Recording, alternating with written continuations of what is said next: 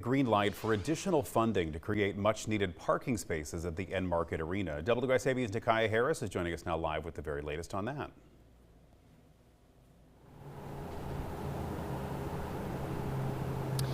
Hi, Ben. The vote was 6-3 for Action Plan 3, which is the recommended plan. We're going to dive into that a little bit more just in a few moments. But the city manager cleared up a lot of confusion and answered questions from city council members, mainly talking about cost and if additional parking is actually needed.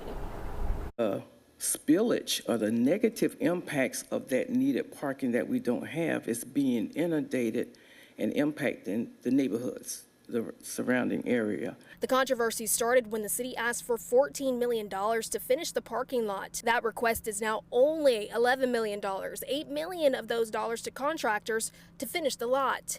Jay Milder says the city can't walk away from the project. Leaving the property as it currently sits could result in exposing citizens to the contamination through the effects of wind and rainfall and direct exposure if site security is not maintained.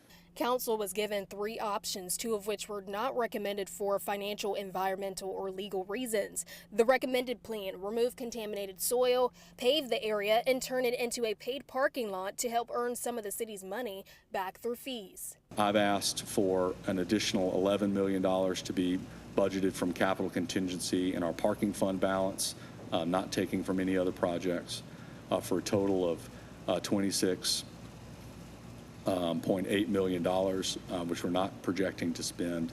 Council members agree the contaminated soil needs to be dealt with, but not everyone is on board on the parking lot solution. At least this time and this week, we do have options where they weren't presented before, and that is surface parking lot or open space, which might be very desirable in a floodplain, might be very desirable to avoid the heat island effect. This morning, Savannah High had their graduation, and I spoke with a couple of families throughout the graduation process, and they had multiple questions of what was going on with the construction over there.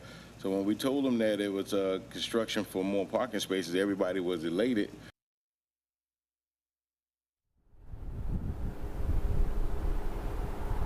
Now that council has chosen Action Plan 3, there is a timeline for the project, July to December, and we'll have that on our website. That's WSAV.com. Reporting here in Savannah, Nikaya Harris, WSAV News 3, on your side.